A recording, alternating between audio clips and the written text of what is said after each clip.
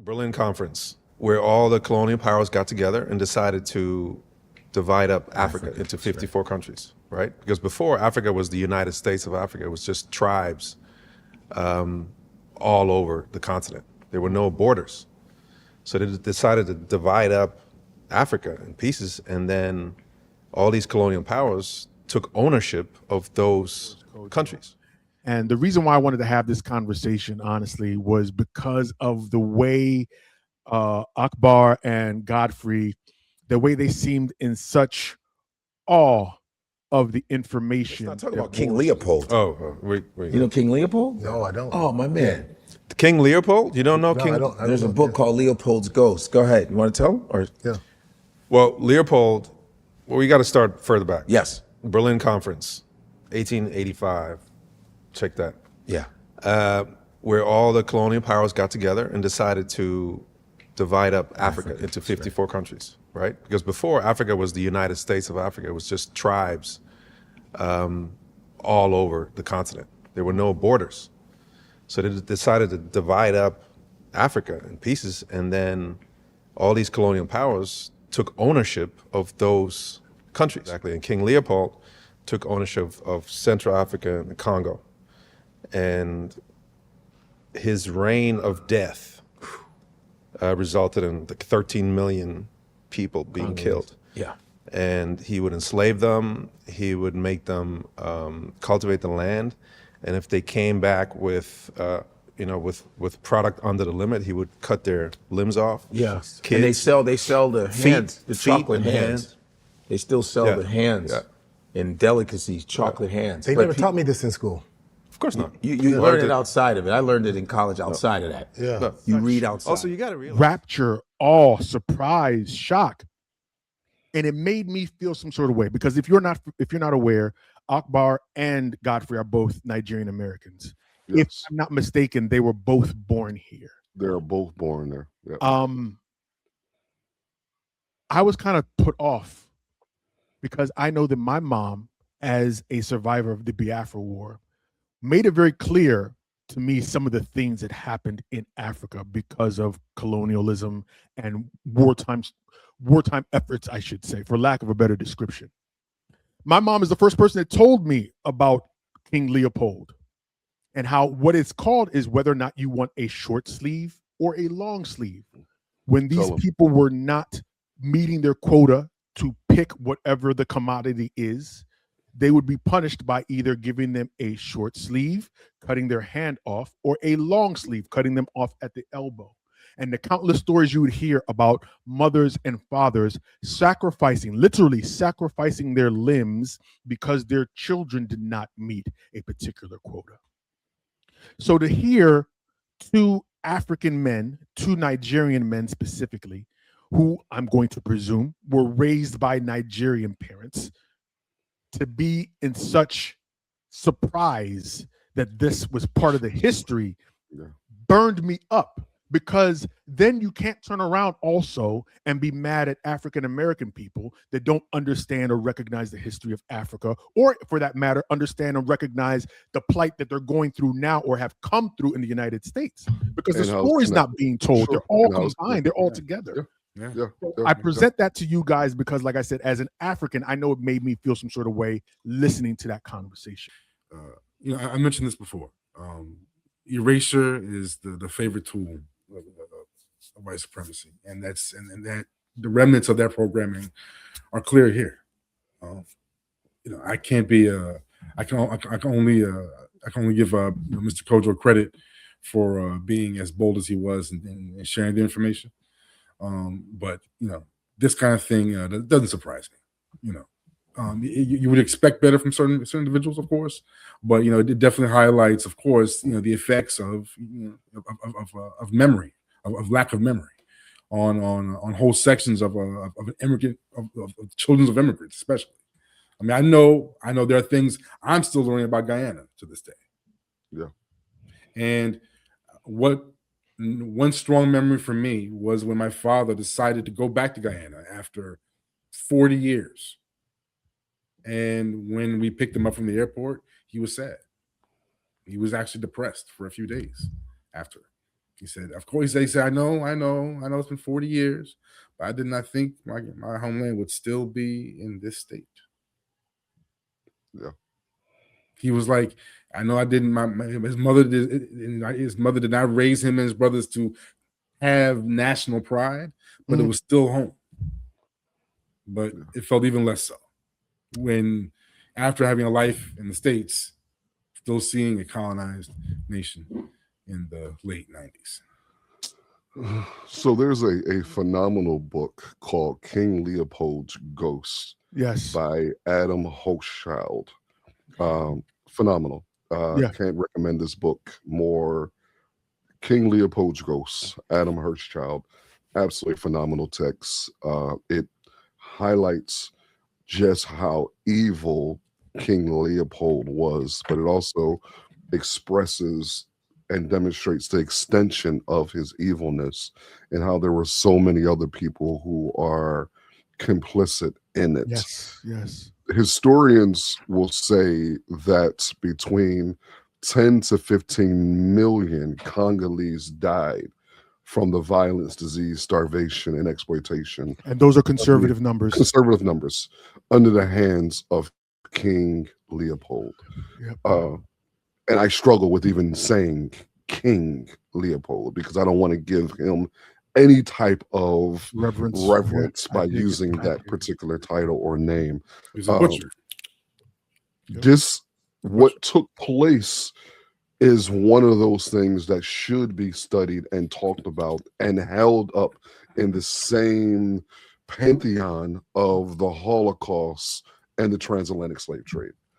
Not just because of the number of millions of Congolese people who were slaughtered, because of the impact that it had across the continent of Africa. The impact that it's something that we don't do a good enough job of talking about. We don't do a good enough job. And there's a number of myriad of reasons why. Largely one of them is in our education system. The curriculums that we are often given are not designed for us to be intellectually growing and pursuing of knowledge. It is moving us in a particular pattern, in a particular direction. Not to mention the United States. It's not about empowerment. It's not empowerment. The United States has a penchant for intentionally providing misinformation in its text. And remember what the goal of education is. The goal of education is not to create quote unquote free thinkers. It is to prepare bodies to work. Bodies to work and be in the capitalist. Literally the design. So because hold on real quick, because Akbar even said it in that conversation. He said, I never learned about this in any school that I went to. And even Godfrey said, yeah, I didn't learn about it until many years after college. Talk less of anything. I think he even found out about it on his own. I heard about Leopold in college. Yeah, and again, what would be the thing that you would teach a student this? Why would I have a curriculum and some lessons about King Leopold? Right. Well, I don't want my kids to know about King Leopold and the horrors that he did, because now I begin to say, damn, King Leopold looks a lot like old boy.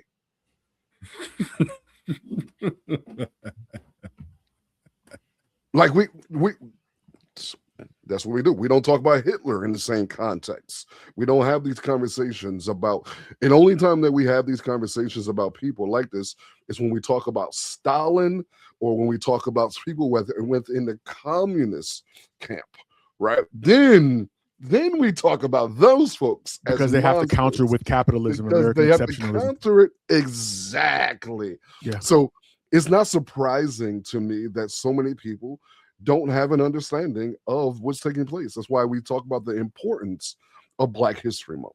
Like Black History Month has zero to do with Black capitalism and Black entrepreneurship. It literally should be about education and specifically political education, talking about the struggles that we are facing now and how those struggles are linked to the struggles of the past, and explaining the distinctions, explaining how we fought then, how we're fighting now. It should be empowering. We should be walking away from Black History Month every February, ready to kick white supremacy in the face the rest of the year. Yeah. But it's turned into a celebration. And that's but I understand why the Godfreys and these other people are not understanding and don't have a sense of awareness. None of them are connected to a political education. No, I mean, they're celebrities. In I don't want fairness to get overly in fairness critical. to the Godfreys of the world, these are people that are, I believe, maybe I'm jumping to conclusions, but these are people I believe that are getting into their liberation and Black awareness movement fairly later in their lives. Maybe. So, Yeah, so they're that's trying to, there's a Which lot. I have seen before as well. You know what I'm saying? So they're trying to pick up on it, right? And sometimes when it comes to this information, it can all be so, one, overwhelming, and two, trying to discern which is what is correct, what is misinformation, what is disinformation, all of those things. So 100 reasons why. Sure. I dig so it. so there's Yeah, part of it. fair. So I'm going to ask you this last question before we wrap this part up. How do we present this information, or how do we teach this information to those behind us in an impactful way? And the reason why I asked that question is because very often you get into these conversations and you hear, well, that's one of the reasons why we shouldn't be relying on schools to teach our history. Okay. But at the same time, many of us don't know our history enough to be able to teach it to those folks. And then on top of that, once again, you still have to fight through the misinformation and the disinformation and who is bringing you accurate shit. So how do we actually do that teaching properly? Our community is in a chokehold when it comes to our affinity for celebrity culture. We are so inundated. So now we got to a place where your celebrities are podcasters, your celebrities are, you know, those people who host a podcast, and the information that they disseminate is the information that holds the most weight. Right? It's not the people who have been in the community, the elders in the community who have been doing the work, It's the who stuff that's have going to circulate on studied the and algorithm. read, Yeah. and Yeah. nor is it any longer can it be most of your Black educators, particularly your Black teachers in the K through 12 space. And it's not because we don't want to do it. It's largely because there's an apparatus that is looking to punish us If you stray when from we the do curriculum. this type of pedagogy. Like, I it dig is it. very difficult to do it. You have to literally come into that space I love your word choice. with a radical mentality to be like, yo, I have to do this no matter the cost. And that is a really difficult thing. Phenomenal. And matter of fact, for any educators who might be listening in that K through 12 space, there's a phenomenal book called Fugitive Pedagogy. It's absolutely phenomenal. It's by Jarvis Givens. It talks about the art of Black teaching. It literally starts off with a phenomenal story about this one teacher in the South who had a copy of Carter G. Woodson's book underneath her desk. So she would teach from this particular book. But when the white principal or other white teachers would come, she would hide it underneath her desk. And so she taught a strong Black radical pedagogy, right? And it's called fugitive pedagogy is what the theory is, and also in the name of the book. But many Black teachers are not coming from radical spaces. They're not coming from radical homes. They're not getting into education the same way we used to get in education a long time ago, because there wasn't enough of us in education. So we wanted to get into it to level the playing field. So there's not that balance. It's incredibly difficult, man. So I don't have a one answer type of thing. I know political education is needed, but I also know that we are so inundated with the waves and the whip of capitalism that time is often something that we just don't have in order to sit down and read about King Leopold. If I'd have been working for the white man and he didn't busted me into the white meat for 9 damn hours, the last thing I want to do is come home and read about another white man who, you know what I'm saying? So I dig it. It's that struggle, man. It's really incredibly difficult. I dig it. I mean, I dig it. I mean, that information is definitely indicative of where our value system is in terms of our context and history. You know, we should be able to take in those examples as where we cannot allow civilization to go. Yeah. Another book that if you want to check out that really breaks down what Boris Kodjoe was talking about and how Europe essentially piecemealed Africa is How Europe Underdeveloped Africa by Walter Rodney. It's a fantastic book that you should check out.